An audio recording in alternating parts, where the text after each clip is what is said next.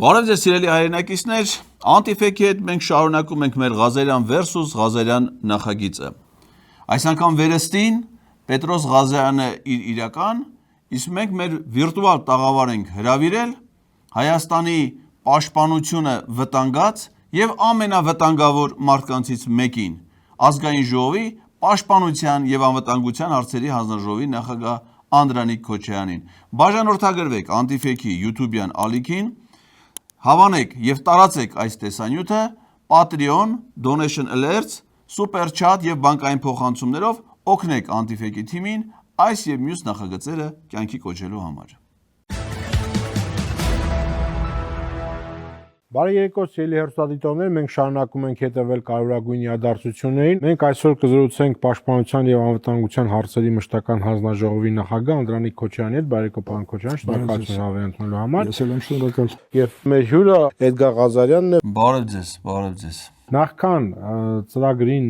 անդրադառնալը, լրագրողական հանրույթը դեռևս քննարկում է ձեր հայտնի արտահայտությունը։ Չեք կարծում, որ ինձ թվում է դուք ոգեշնչվել եք Սրբազանից, որը այդ նույն լրագրողին մեղադրում է մոտավորապես նույն ձևի մեղադրանք որն արտահայտություն է թույլ տալիս, որ այդքան էլ պատշաճ չէր, չեք կարծում, որ նույնիսկ իրոնիայով նույնը կրկնելը կամ նման բան կրկնելը ճիշտ չի, սխալ է։ Պետրոս ջան, մարդը, որ Սրբազանի խոսքերով ոգեշնչված լիներ, հիմա կլներ ճշմարիտ հայ քրիստոնյա, ոչ թե թուրքին ծառայող դավաճան։ Նա ոնց կարա Սրբազանի խոսքից առհասարակ ոգեշնչված լինի։ Քո ասածին դու հավատում ես։ Շնորհակալ եմ հարցի համար, պարոն Ղազարյան, որովհետև այն ինչ որ ասելը հոգևորական է, քաղաքականության մեջ գտնվելով ես նույնը չեմ կրկնել։ Եվ հետո ներողություն է խնդրել։ Ես ներողության մասին չեմ խոսում։ Ես ուզում եմ ասեմ, ես չգիտեմ ինքը ինչ դրդապատճառներից ելնելով է ասել այդ արտահայտությունը, որը տարբերվում է իմ հնչեցրած արտահայտությունից։ Բայց ես կոնկրետ իմաստ եմ դրել, նաև հոգևոր իմաստ եմ դրել իմ ասացի մեջ։ Հոգևոր իմաստ։ Այո, դրել եմ։ Փաստորեն ինքը նաև հոգևորականա չենք իմացել։ Կարող է հանգարց պարզվի, որ դու նաև հոգևորական ես, ասենք, քեզ հիմա մենք ինչ ասենք, տեր անդո, թե անտեր անդո։ Գնացեք շրթունքները մաքրեք ձեր։ Իսկ հայտնի հոգևորական ասում էր գնա բերանդ լվա։ Դրանք տարբեր բաներ են, բայց եթե սկսում եմ բացատրել, թե որտեվ ես Facebook-յան նաև բացատրություն եմ տվել իմ ասածին հենց հաջորդ օրը։ Ես դրել եմ նաև Սաղմոս 18-ից մեջբերում, որը ըստ էության ասում է, թող քեզ հաճելի լինեն բերանից խոսքերը, վերնագիրն եմ ես ասում, բայց բովանդակություն հետևյալն է, ես ուզում եմ ընթերցեմ մեր հասարակության համար, որովհետև այսօր էլ հիմնական լրահոսի մեջ այդ թեման էր, լրագրողական համույթը սենց շահարկում, պարբերաբար դրանք հայտնի լրատվամիջոցներ են, ժողովուրդը սկսում է, այն մյուսը վերցնում է, տարածում են եւ այլն։ Իմաստը հետևյալն է, Սաղմոս 18, թող քեզ հաճելի լինեն բերանից խոսքերը եւ սրտիս խորհուրդները երաժամ քո առջև լինեն։ Պետրոս, դու նկատել ես, որ սրանք սաղ կամաց դառնում են հոգևորական։ Այդ Նիկոլ Փաշինյանն ընդիցա Սաղմոսներ կարդում, ես իմ բանը։ Հիմա էլ էսի է դառը Սաղմոս 2։ Դու կնոնք մնունք էլ ես անում, թե մենակ սենց Սաղմոսներ ես երգում։ Ավետարան ըստ Մատթեոսի։ Ինչու քո աշակերտները, երբ հաց են ուտում, ձեռքերը չեն լվանում, հարցրին փարիսեցիները, եւ Հիսուս ասաց. լսեցեք եւ իմացեք, ոչ թե ինչ որ բերանով է մտնում, այն է պղծում մարդուն, այլ ինչ որ ելնում է բերանից, այն է պղծում մարդուն։ Լավ, պարզա Պետրոս, բանի հետ կապ ունի, ատամ լվալու հետ երևի կապ ունի, էլի, որ պետքա ատամները հիմա Երևանում մարդիկ չլվանան, որ Սյունիքի մարզի գյուղերում խմելու ջուր լինի։ Երևի ինքը այդ բերանը լվալ, ատամները լվալ, բան դե սա խառնել է իրար, էլի գիտես էսի, սրան այնքան որ խառը պատմությունների մեջ է, ամեն անգամ ինչ որ բան անելուց հետո ստիվաց պիտի բերանը լվա։ Դրա համար երևի այդպես սա խառնել է իրար, լրագրողներն էլ հարց տվել են, շփոթվել ասել, դու որտուս գիտեք, դուք որտուս գիտեք, որ էստես բան եմ արել, չի պիտի բերանս լվա, շփոթվե իրար։ Էդ է ինձ թվում է պատճառը։ Անցնենք այդ թեմայից։ Պարոն Քոչարյան, Աստվածաշնչում այնքան դրվագներ ու ալեգորիաներ կան, որ հիմա գանք մեր իրական հիմա մի հատ ձեզ օրինակ բերեմ, հազար անգամ կնդեք։ Մեկը գա ասի, պարոն Քոչարյան, ինչու ձեր գլուխը չեք լվանում։ Եվ հետո վաղը բերի ալեգորիա ինչ որ միտեղից։ Չեք ասի եղբայր։ Պետրոս, չհասկացա, դու գլուխ ասելով կոնկրետ ինչ նկատի ունես, ասենք այդ ինչ ասելու բանա կամ եսի գլուխ լվալու հետ ինչ կապ ունի, քո ասածը բանին է վերաբերվում, Ալփի Դավոյանին է վերաբերվում, նա պիտի գլուխը լվար չի լվանում, ասենք Ես սա խառներ սաղ իրար սարքիր կաշ Պետրոս, ես իշ պա, մի թամի արածը մետր արածը տրան քիչ էր, մի հատ էլ դու սես բերիր գլուխ լվանը խառներ սրա հետ բրտիր գնացիր։ Ոչ է սամաչում, ես ինչ Որպեսի դա կարողան Դա կլինի վիրավորան։ Չէ, որպեսի դա կարողան ասի, ես իմ ապրած կյանքով թե պահվածքով պետքա հնարավորություն տամ այդ ասողին, այդպեսի մտքեր արտահայտի։ Դա ձեր պատասխանատվությունն է արդեն։ Իմ պատասխանը հետեւյալն է։ Դա ասողի պրոբլեմն է, որտեղ ինքն է վիրավորան։ Ես ավարտել եմ դիմացինով։ Շատ լավ։ Ես քաղաքական գործիչ եմ, ավարտել եմ շատ կարևոր հանձնաժողովի նիստ, դուրս եմ գալիս, լրագրողները բնականաբար բավականին հարցեր ունեին, որոնք պետք է հնչեցնեին եւ ստանային պատասխան։ Բայց դու ով ասում որ քաղաքական գործիչ ես, դու քաղաքական գործիք ես։ Դրա մեջ տարբերությունները շատ մեծ է, որ դու ոչ թե գործիչ ես, այլ գործիք։ Բարձ է, կարգավիճակը մի չափազանցացրու։ Ես գիտեք, իմ ճեպազորությունները տարբերում են մյուս քաղաքական գործիչների ճեպազորություններից, որտեղ դրա մեջ կա եւ կանոնակարգում հարցերի ստանալու եւ պատասխանելու եւ կարգուկանոն, որովհետեւ մեկի մյուսին լրագրողները չխանգարեն եւ սենսացիաներ չփնտրեն։ Այո, ձեր հարցազրույցները, ճեպազրույցները շատ-շատերից են տարբերվում, որովհետեւ առաջին անգամը չի, որ դուք ու մի քանի այլ падգամավորներ լրագրողների շփումներում ցուցաբերում եք ցինիկ պահվածք, խուլիգանական կեցվածք եւ ձեր պարտականությունը կատարելու, հարցերին պատասխանելու փոխարեն քեզ դրանից ես իմ ինչ ասես պիտի լվանան, չեն լվանում Պետրոս գլուխը, հա, ես իմ ինչ sense գախի տեղ ես քեզ դնում, որ երևակայական կեցվածք ընդունում լրագրողների հետ առանց հասկանալու, որ դու ընդամենը երրորդ սորթի ԿՊ-ական նախկին իշխանական ռեժիմի ամենաբացասական ներկայացուցիչներից մեկն ես։ Արագածնի մարզում նախընտրական քարոզարշավի ժամանակ խոսելով Քոչյանի աջակիցների մասին, ասացիք դրանց սաղին բռնելու եմ շինեմ։ Սա ասում է լրագրողը։ Ստոպ։ Սա լրագրողը չի ասում։ Սա ասել է պարոն Անդոն վարչապետ Նիկոլ Փաշինյանը։ Լրագրողը ընդամենը ցիտել է ձեր շատ սիրելի վարչապետի խոսքը, պարզ է, դու այդ խոսքը իրավունք չունեք վերագրել լրագրողին, երբ որ ինքը դա չի ասել։ Դա ասել է Նիկոլ Փաշինյանը, ցիտել է Նիկոլ Փաշինյանի խոսքը եւ դրա վրա կառուցել է իր հարցը, որը վերաբերում է ձեր հնարավոր գործողություններին, քանի որ մտածել է, որ շինելու հետ կապված հատկապես ձեր դերակատարությունը կարող է առանձնակի լինի։ Պարոն Քոչյան, մեր խնդիրը գրեհկաբանությունով պատասխանելը չի, այլ մեր խնդիրը այնպես անելն է, որ գրեհկաբանություն չլինի։ Պետրոս դու իրան ուրիշ բան հարցրու, ասա, բայց ոնց այլ է, որ հատկապես շինելու վերաբերյալ հարցը քեզ են տալի, այլ ոչ թե ուրիշին։ Կարող է դուք դրա հետ կապված ֆունկցիոնալ դեր ունեք կատարելու, որ չեք կատարել։ Դրա համար են լրագրողները որոշում, որ հատկապես այդ հարցը իրան պիտի տան։ Բայց այդ ասածը նորից եմ կրկնում, Պետրոս դու էլ իմացի։ Դա լրագրողը չի ասել, դա ասել է Նիկոլ Փաշինյանը։ Հիմա էլ ասում է, բայ Ալիևի հետ, ասում է դուք նույն բանը որ մեր ժողովրդին եք ուզում անեք, կարաք Ալիևին անեք, թե Ալիևին այնպես բաներ եք անում, որ ստիպված դրանից հետո այդտեղ բերաները լվանակ։ Այդ ընդամենը հարցը։ Հասկացել եք հարցը։ Ոնց որ չեք հասկացել։ Բայց գոնե հասկացել եք, որ դուք ազգային ժողովի падգամավոր եք, եւ ցանկացած լրագրողի ու ազգային ժողով մտած մարդու հետ պարտավոր եք առաջնորդվել ազգային ժողովի падգամավորի գործունեության երաշխիքների մասին օրենքի 3-րդ հոդվածով, որը սահմանում է падգամավորական էթիկայի նորմերը։ Թե դուք հեռու եք ընդհանրապես էթիկայի որևէ նորմերից եւ առհասարակ սովորական մարդկային դաստիարակությունից, անկախ տարիքից։ Հիմա մենք եկել ենք մի եզրույթի առաջ են կանգնած, որտեղ բարեվարկության նորմեր պետք է յուրաքանչյուրս մեզանից պահանջենք։ Եվ падգամավորը, եւ լրագրողը, որովհետեւ այսօր լրագրողները դուք դա կարդացիք, որ արդարացնեք ձեր ասած։ Ոչ։ Ես ա կարդացի, որպեսզի լրագրողները իմանան, որ իրենք վաղուց սահմանը անցել են եւ վերջին իրենց պրովոկացիոն գործողությունները Գյումրիում տեսան, որի արդյունքում մեր գործընկեր Վիլեն Գաբրիելյանը հրաժարվեց մանդատից։ Այդ մեկը ճիշտ է, այդ մեկը ճիշտ է, այն իմաստով, որ Վիլեն Գաբրիելյանը իսկապես ձեր գործընկերն է, որ դու Վիլեն Գաբրիելյանը, Ալեն Սիմոնյանը, Ռուստամ Բաքոյանը, Արթուր Հովանիսյանը եւ էլի ԿՊ-ական այդ ամբողջ խունտայով պարզապես ցուցաբերում եք խուլիգանական պահվածք, անտակտ կեցվածք, ուղղակի Վիլեն Գաբրիելյանը վանդակի դուռը բաց էր մնացել, հիմա նա արդեն գնացել է, իսկ դու մի քանիսը երեսներդ պնդած դες մնացել եք։ Ոչ, կճամփենք մենք բոլորի ձեզ Վիլեն Գաբրիելյանի հետևից, պարոն Անդրանիկ Քոչարյան։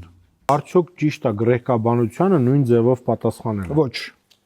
Ես գրեհկաբանությանը պատասխանել եմ Աստվածաշնչով։ Աստվածաշնչով, Դե լավ, որտեղ պարոն շատ ավելի Քոչարյան։ խոր իմաստ է դրված, եւ ես կուզեմ, որ բոլորը ընկալեն, որ վիրավորանքը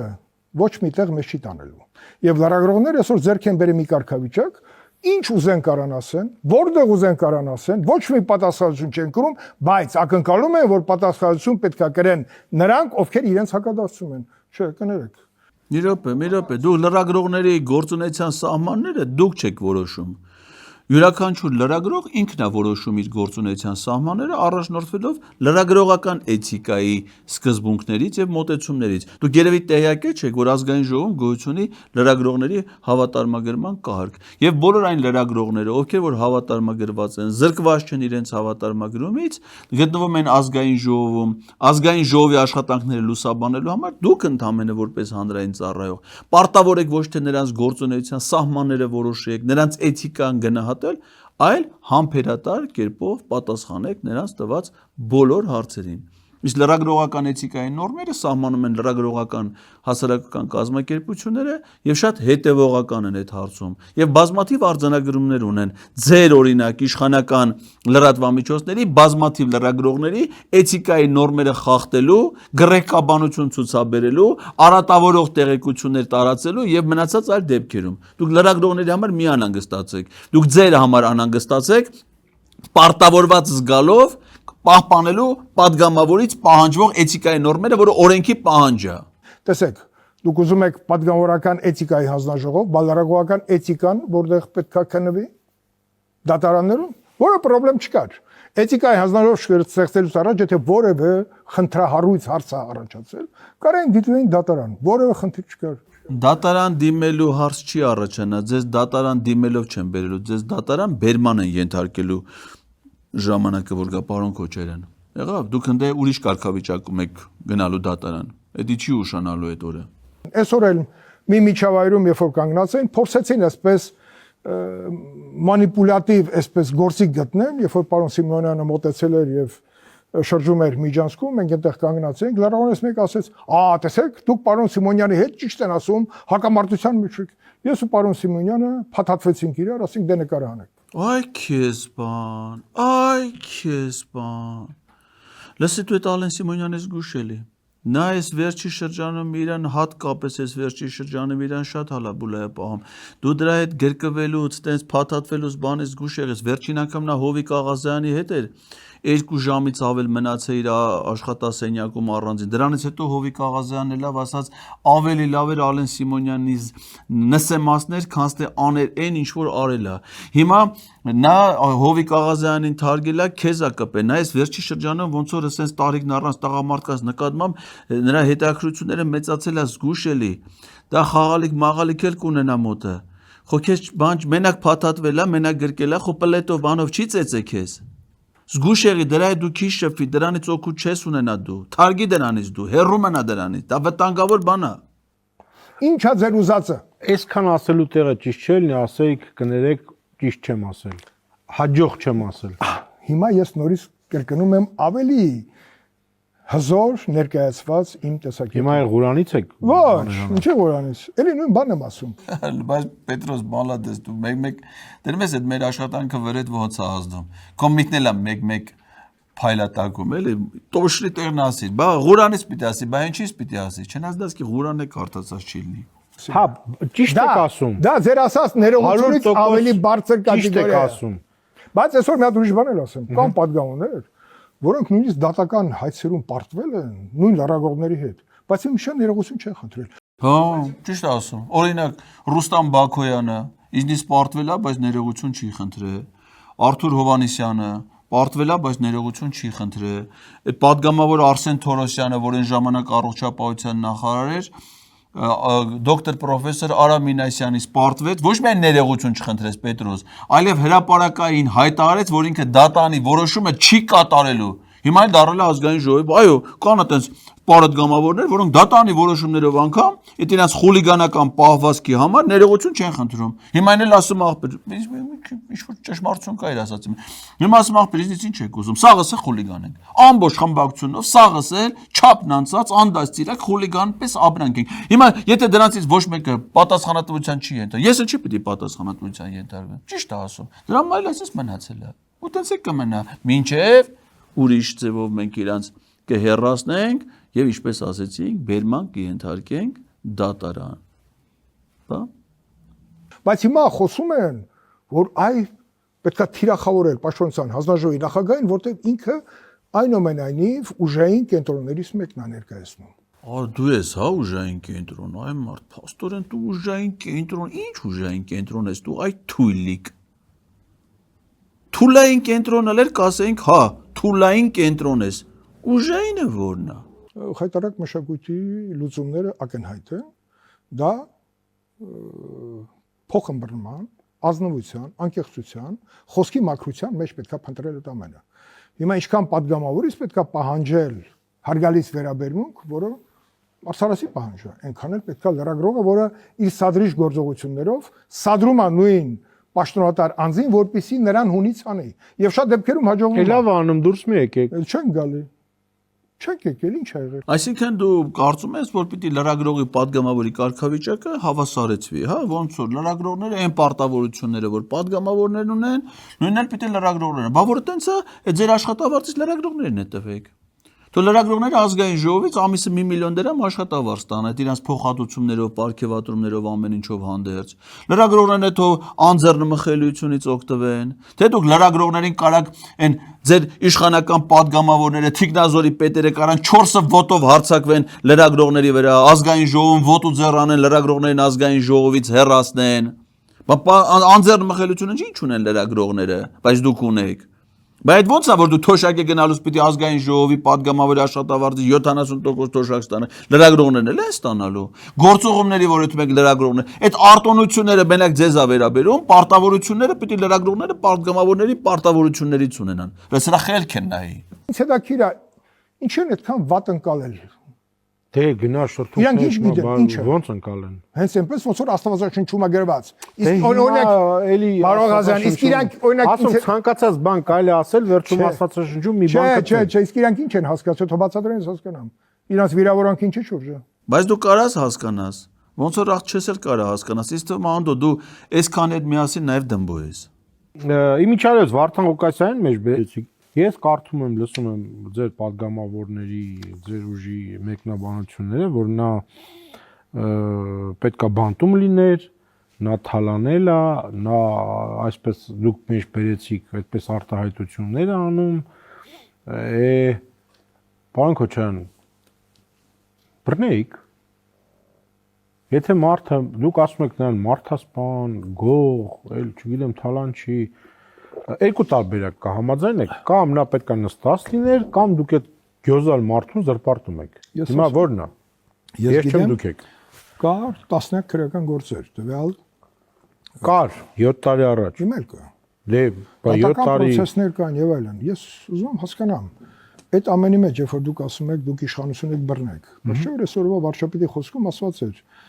պետքա բռնելը լինի օրենքի շրջանակներում եւ առանց այսինքն մեր երկրում 7 տարվա մեջ օրենքը թույլ չի տալիս ձեզ ակնհայտ հանցագործին բռնել։ Ես խոստանում եմ, որ դատախազի տարեկան զեկույցի ժամանակ ես այդ հարցը իրեն կտամ։ Մի րոպե, բայց բռնելը որ ասում ես,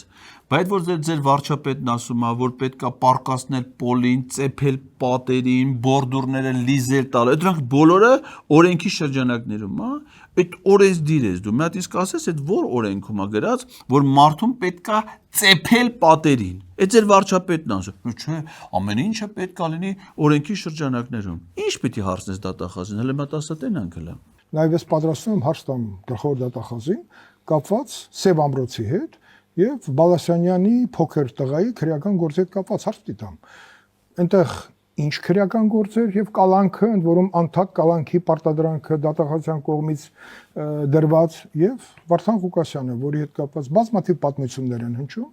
բազմաթիվ քրեական գործեր կան, հակա կոռուպցիոն ինչ որ դրվագներով համեմված Եվ այստեղ խնդիրներ ենք տեսնում, նաև հասարակության մոտ հարցեր առաջանում։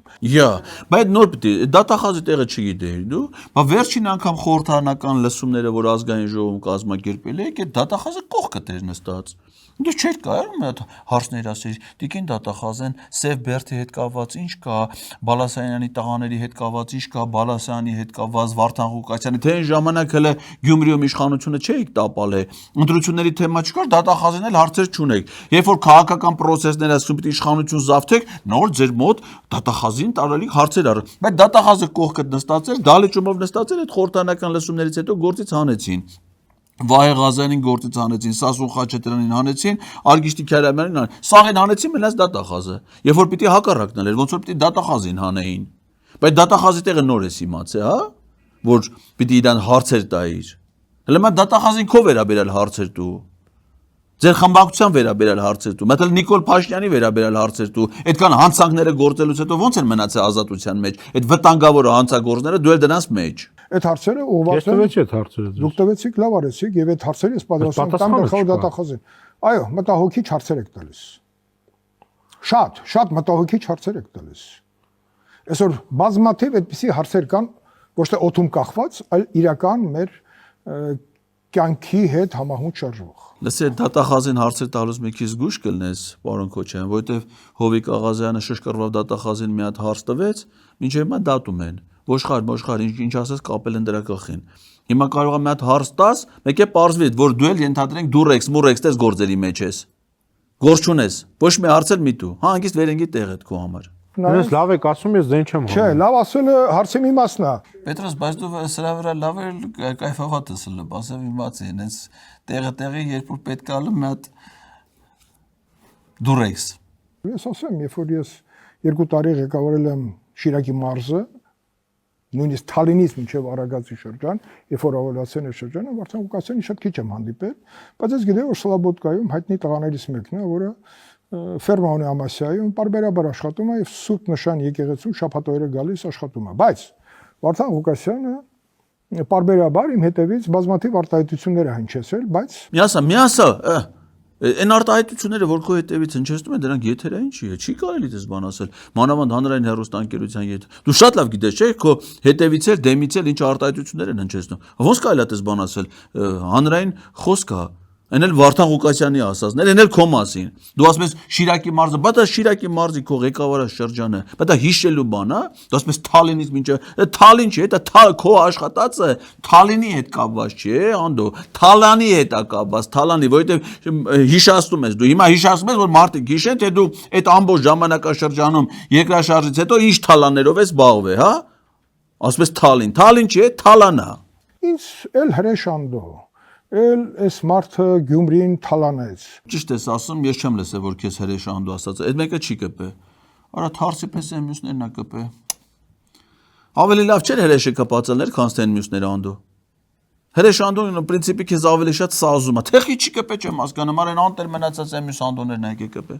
Ուրա դատարանի վճիռը։ Մարկիզը Կարաբաս։ Ուր է դատարանի վճիռը։ Ես էլ եմ սպասում ուրա դատարանի վճիռը։ Կստանանք, դատանի վճիռ կստանանք, Պետրոս ջան, քո մասով է կստանանք, Անդո ջան, քո մասով է կստանանք, բոլորիդ մասով է դատանի վճիռները կստանանք, շատ մի սպասեք։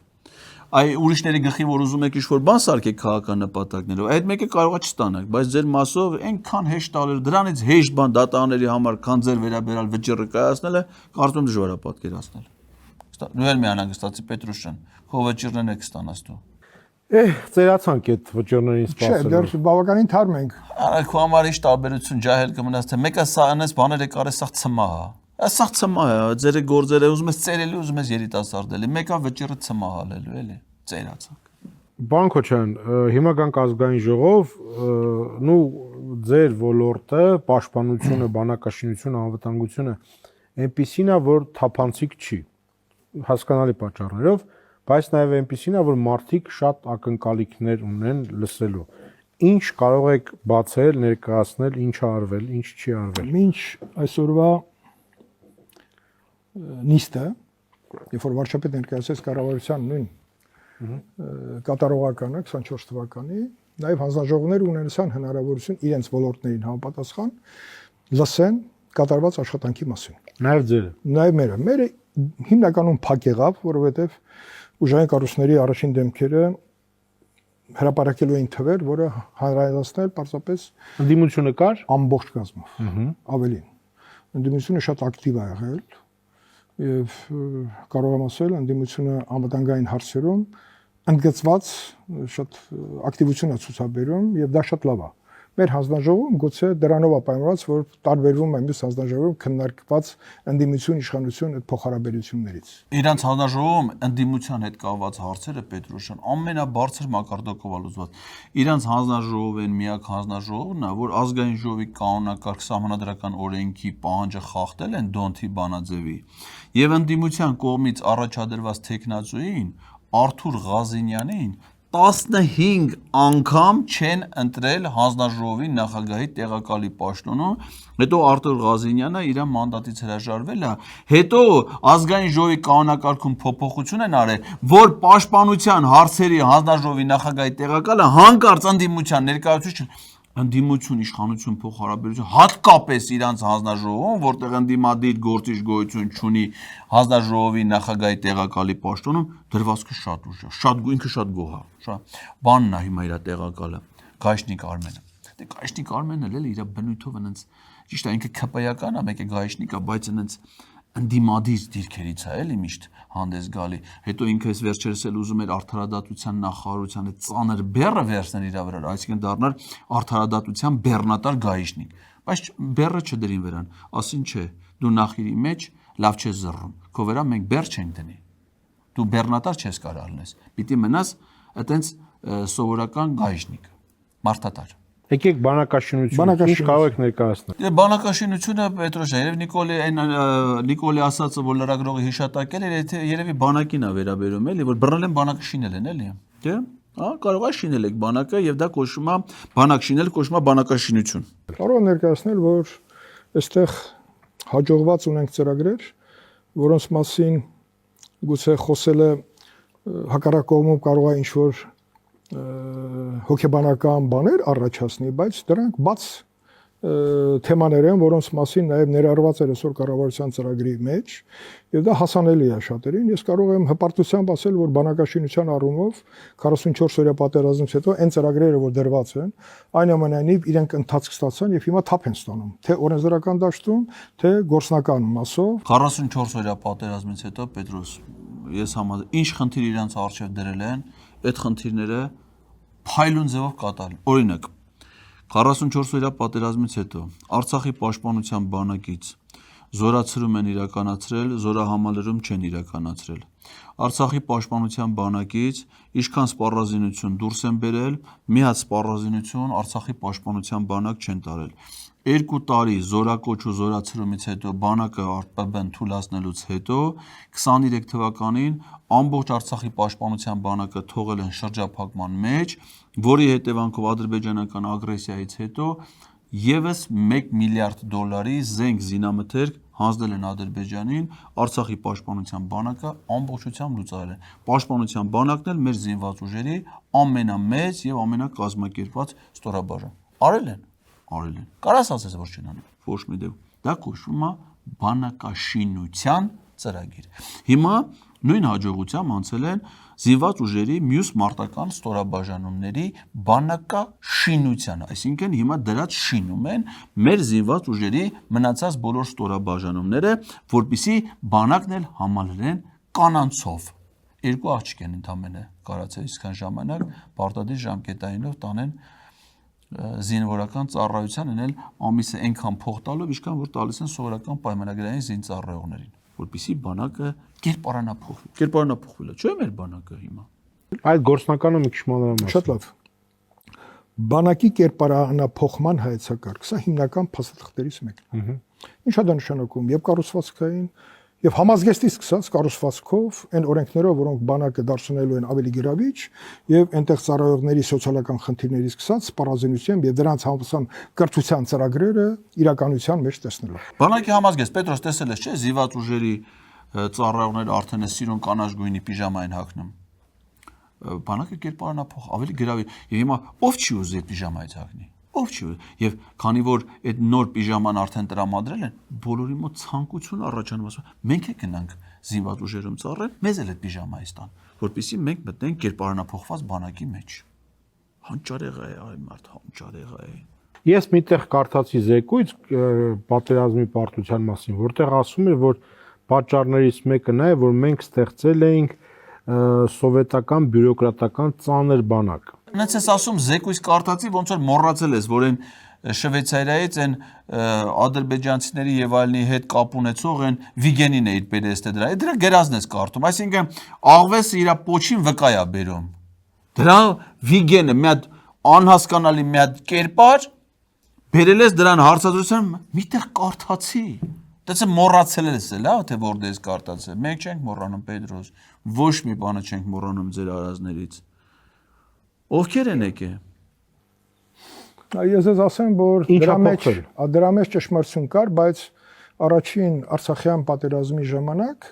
իշնորհև մեր զինվորական եւ քաղաքական գործիչների, որի մեջ նաեւ ես եմ ընդգրկված եղել, որպես պաշտպանության նախարարիչ տեղակալ։ Խոսքեր մասն է, որ դրանից հետո մենք ես ասեմ, այդ սովետական ծանր մեքենան այնուամենայնիվ գտնվեցին ռազմական գործիչներ, որ առաջարկեցին նատոյական մոդելին համապատասխան կառավարման համակարգեր դնենք։ Իսկ այդ սովետական բանակից մեր բանակ եկած այդ ռազմական գործիչները ովքեր էին։ Մենք չես ուզում իրար հետ մի հատ հիշենք, թե դրանք ովքեր էին։ Ես քեզ ասեմ, Սեյրան Օհանյան, սովետական բանակի սպա, որը թողեց իր ծառայությունը, զորացրվեց, եկավ անցավ զինված ուժերում ծառայության։ Յուրի Խաչատուրով, Միքայել Հարությունյան, Նորատել Գրիգորյանց մեծ մաս հիմա քրեական գործերով են հասնում։ Բոլոր են սպաները ժամանակին, ովքեր սովետական բանակից եկել են եւ մասնակցել են, հա, մեկ է դու շատ նշանավոր դեր ունեիր։ Պաշտպանության փոխնախարար, էլի, այն ժամանակ, բավը չես ասում, բա որ դու նախկինում եղել ես պաշտպանության փոխնախարար։ Ինչով ես զբաղվել, հիմա ինչով ես զբաղվում, այ դավաճան, բայց դավաճանությունը հենց այնա Պետրոս օտարերկրյա հատուկ ծառայությունների հաջողությունը որտեղական, որ իրանց կողմից վերահսկվող մարդկանց կարողանում են ամենաբարձր պաշտոնի հասցնեն թշնամական երկրում եւ պժաստ։ Հիմա ինքս տեն նստած տեղ խոսում Ադրբեջանում, Թուրքիայում հատուկ ծառայությունների մի հատ սպա, ասես նայում է ու իր համար հաճույք հաստանում, ասում է, մեր Անդոնը է, հրեշ Անդոն։ Հիմա ինչ արվում։ Ջան, ես հարցնում եմ։ Ատեստավորումից սկսենք։ Ատեստավորումը մասնակցել է 13500 մարդ։ Այդ ատեստավորումը գիտես չէ, Պետրոս։ Ուրեմն գեներալների, մեկ է գնդապետների, փոխգնդապետների, Պապիկյանը կանգնում է իր դասատուի հայացքով, սրանք կախվում են տուրնիկներից։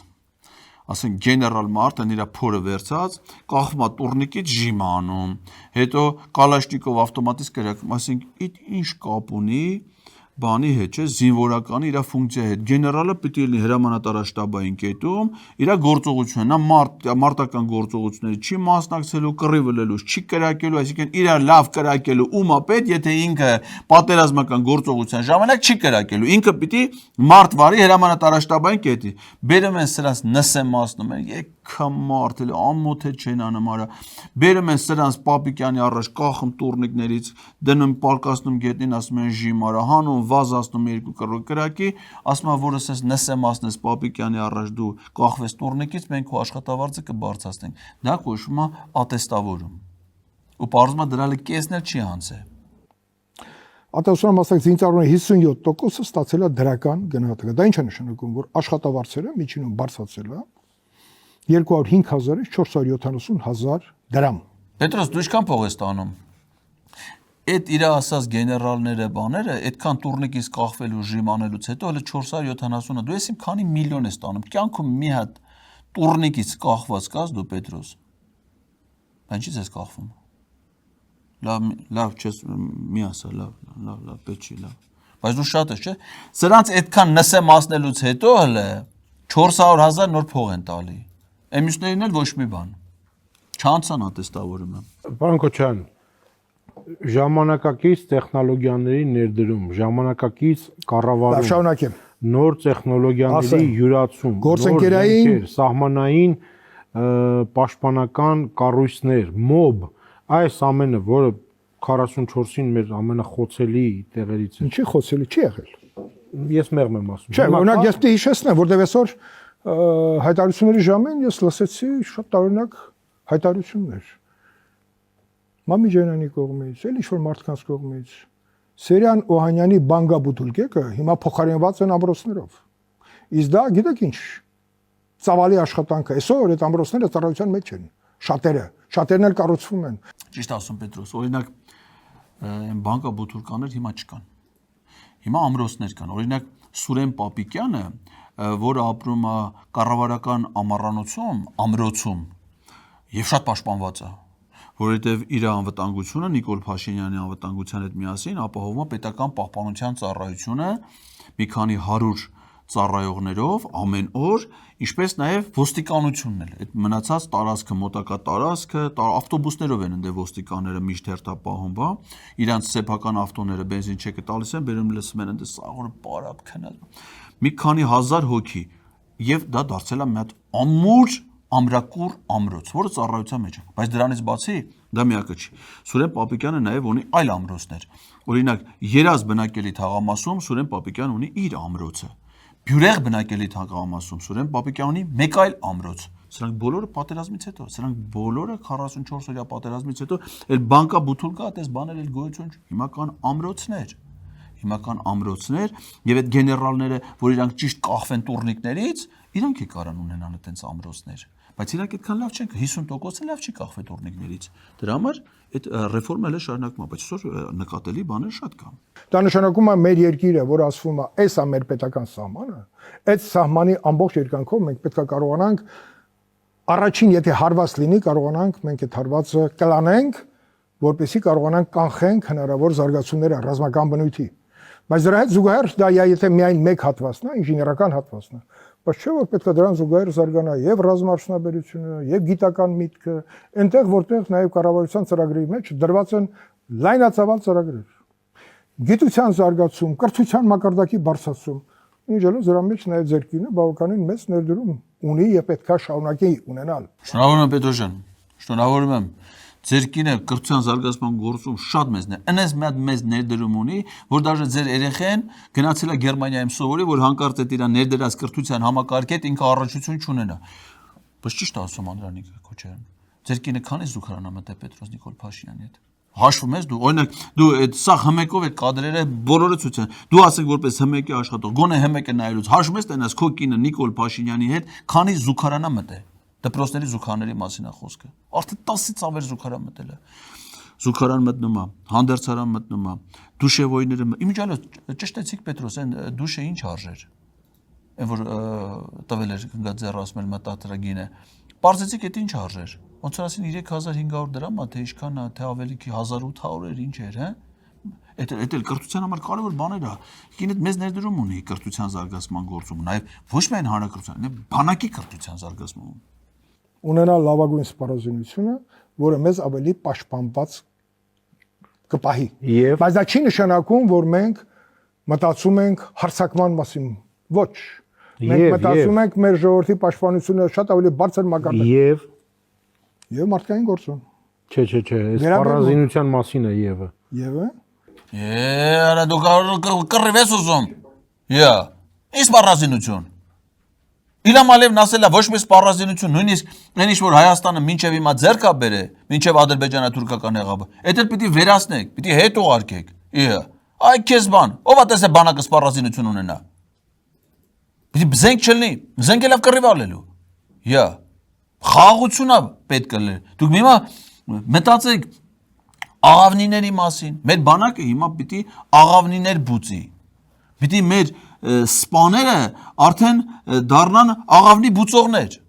Որպեսզի խաղաղություն լինի։ Թուրքերը ընդից հարձակվում են, իրանք ստից միանգամից իրենց աղավնիները ասես թերցնեն, որ խաղաղությունը լինի։ Թե ինչ է կարող է աղավնի փոխարեն եթե կանկարծ բաներ առնեք, հա? Անօթաչու թրջող սարքեր առնեք, եսի մինչեր առնեք։ Այ քեզ բան։ Դու էլ շախ ես գցում արա։ Հազիվ տենում ես չեն առնում ոչ մի բան։ Մեկ ես ինձ չեմ կարող զսպեմ, ուզում եմ sense սպորտ կամ ասեմ, եւ բայց այդ եւը դեռ շատ եւի ճանապարհն է։ Այդ ճանապարհը դեռ պետք է անցնեն եւ դրա մեջ մեր եւ ռազմաարդյունաբերության ոլորտի պատասխանատուները, ձեռնարկության տնօրենները, նրանց մոտ հավաքված թիմերը նախկինում չի եղել, մենք իսկի մի հատ մեղ չենք արտադրել 16 թվականին։ Ապա մեղը արտադրում են, որ ինչ անեն, բանակի համար մեղով պիտի կռվեն, անդու, ասենք մեղ առնում են, որ բանակը պիտի մեղ արտադրեր, որ ինչ աներ։ Դրա փոխարեն մինչև 18 թվականի ադրբեջանա-թուրքական հեղափոխությունը կար փամփուշտի գործարան։ Մեր բանակի համար մեր պետությունը փամփուշտ էր արտադրում։ Այն ինչի կարիքը, որ ուներ։ Հիմնադրված էր հայ-լեհական Լյուբավա Արմենիա ձեռնարկությունը, որը պիտի մեր զինվորների համար արտադրեր սաղավարտներ եւ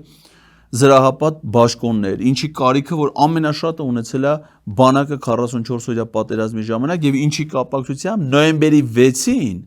վարչապետի օգնական Նայիրի Սարգսյանի վրա, որը ձեր հանձնաժողովի անդամ պարոն Շիշ Բռնողի երկվորյակ եղբայրն էր, մի քանի միլիոն դոլար կանխիկ փող է դուրս գրվե, ու այդ փողի ճակատագիրը մինչեւ հիմա պարզ չի։ Շիշի փոխարեն փող էին բռնում, դոլար էին բռնում աղբերներով վարչապետի օգնական զույգերը մեղ Հիմա 44-օրյա պատերազմի ուզում են օր առաջ տեսնեն այնտեղ ինչ կա գրված անպայման տեսնելու եք բայց դու կարող եք դրանից տեղեկացված լինեք եթե մասնակցեիք քննիչ հանձնաժողովի աշխատանքներին Իսկ երբ կտեսնեն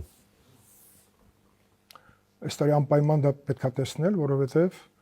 պետքա նաև համապատասխան ճիշտ ընկալում լինի այս փաստերի հետ առերեսվելուց քաղաքական շարքումներ պետքա չլինեն պետքա լինի դասեր քաղելու գործընթաց եւ այնտեղ կա հսկայական ընդդիմություն իշխանություն փոխհարաբերությունները դա անհնար է Դե գիտեք ինչքան էլ անհնար լինի երկրի անվտանգությունը վերաբերում է թե ընդդիմությանը թե իշխանությանը եւ ես ասեմ միագումար նիստի ընթացքում պարոն Քոչարյան Դե տպավորությունն է որ անվտանգությունը վտանգել են դառել են ամենավտանգավորները եւ կտեսնի տեղյակ չի որ ազգային ժողովը կանոնակարգ ունի որ այդ ազգային ժողովի կանոնակարգը ժամկետներ ունի սահմանած, թե քննիչ հանձնաժողովին ժամկետներում պիտի աշխատի, զեկույցի երբ պիտի կտեսնեն, կներկայացնեն, հա, ինչքան բանը ապրիլյան քառօրյա պատերազմի զեկույցն եք ներկայացրել, այնպես 44-ը, բայց քառօրյան ինչ ես ներկայացրել, բայց ինչ տեսանք, բայց ժամանակ ասում էի խաչակտուրով բիլիարդ էր խաղացել, վառելիք չէր եղել, լապտկաներով էին կռվել, այսպես բան հիմարությունները դուրս տվեցիք, գնացիք Մանրամաս ուսումնասիրեցիք, տեսեցիք, որ դա ամենափառահեղ հաղթանակ է տարել մեր բանակը թշնամու առաջխաղացումը կասեցնելով։ Հիմա կտեսնենք։ Գիտես ինչ կտեսնենք, ես բանտում պետք է տեսնենք։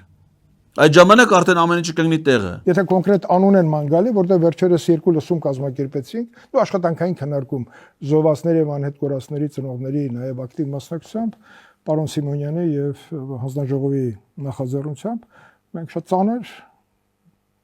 երևի մի 15 ժամ տևած երկուսը միասին քննարկում են ունեցել, որտեղ մասնակցել են պաշտոնյաներ, որոնք եւ անելիք ունեցել են եւ հիմա էլ ունեն։ Սուտ ես ասում։ Այդ քննարկումը պարոն Սիմոնյանի եւ հանձնաժողովի նախաձեռնությամբ չեք կազմակերպել։ Այդ քննարկումը կազմակերպվել է, որովհետեւ անհետ կորած զինծառայողների ծնողները այնքան ժամանակ ձեր ընդունելությանը չեն առա դու կակոյնի բույս դառել ես, այնիշ գլուխ ասիր Պետրոս որ պիտի լվացվեր չի լվացում։ Կակոյնի բույց անդոյի հետ չեն կարում հանդիպեն անհետ կորածների ծնողները, որ ստիպված Բաղրամյան պողոտան էին փակվել, որպեսզի ուշադրություն հրավիրեն, եւ այդ հանդիպում եղել է միայն նրանց նախաձեռնությամբ ու պահանջով, այն էլ վախենում էիք անհետ կորած զինծառայողների ծնողների հետ առերեսվելու, դալիճում նստեցնելու փոխարեն տալել էին, նստացրել էին լրագրողների մեկ էլ դպրոցներից եկած աշակերտների համար նախատեսված օչյակում, որպեսզի իրենք դահլիճում այդ իրենց հարցերը քննարկեն, անհետ կորածների ծնողները հանկարծ իրանց հետ չառերեսվեն։ Առերեսվելու եք դուք, առերեսվելու եք, անհետ կորած զինծառայողների ծնողների հետ եք առերեսվելու, զոհված զինծառայողների ծնողների հետ եք առերեսվելու, հայրենիքը կորցրած Արցախյան պատերազմի բոլոր մասնակիցների, նրանց ժառանգների, նրանց ծնողների, նրանց հարազատների հետ եք առերեսվելու, պատմության հետ եք առերեսվելու, բոլորից հետ առերեսվելու եք, մի անգամ ալելելու այդ առերեսումը ու շատ կարճ է տևելու, կարա նաև ցավոտել չլինի, ուղղակի տենց քշոյեն, կսիրեն ձեզ, կսիրենք փայփայեն ձեր արազների համար, կլինի այդ առերեսումը, անպայման կլինի։ Բան քչան, այսպես ասեմ, 20 թվականի համեմատ հիմա որակապես փոխվել է մեր պաշտպանունակությունը։ Պետրոս, որտես բաներ ես հարցնում։ Ոչ չի փոխվել մեր պաշտպանունակությունը։ Դու այդ պաշտպանության նախարարության հաղորդագրությունները բանը չես կարդում։ Օրինակ մի ժամանակ մինչև այդ պատերազմը։ Հենց սահմանային մի հատ միջադեպերում կրակոցելը պաշտպանության նախարարությունը գրում էր, որ ադրբեջանական զինուժը կրակ է բացել հայկական դիրքերի ուղղությամբ, պաշտպանության մեր բանակի նախաձեռնած գործողությունների հետևանքով թշնամու գործողությունները կրակը լռեցվել է, թշնամին տրվել է ոչ համարժեք պատասխան, սահմանը վերահսկվում է Հայաստանի զինված ուժերի կողմից։ Դա մեր այն ժամանակվա հաղորդումը, հիմա փոխվել է, հիմա ասում են Ադրբեջանի ՊՆ-ն հաղորդագրությունը տարածել, որ Հայաստանի զինված ուժերը կրակել են, բայց սուտ են ասում, մենք չենք կրակել, մենք խաղաղություն սիրողներն ենք, մենք չենք կրակել, իրանց տված տեղեկատվությունը սուտ է, իսկ մեր վարչապետը դեռ այն ժամանակ վարչապետի աշխատակազմը հայտարարել է, որ Ադրբեջանի հետ ունենան սահմանային միջադեպերը հետաքննող մեխանիզմներ, բայց ադրբեջանցիները մեր վարչապետի ասածին շանտեր չեն դնում։ Ակնհայտ փոփոխություններ, ոչ չի փոխ, շատ բան է փոխ։ Հիմա ուժեղ է մեր բանակը։ Հիմա մեր բանակի սարսափում են, ադրբեջանցիները վախից չեն իմանում ինչ անեն։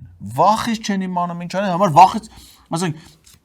օդ են կրակում, իրար վրա հին Ալեն Սիմոնյանն ասաց, իրար վրա են կրակում, օդ են կրակում բաները, վախից,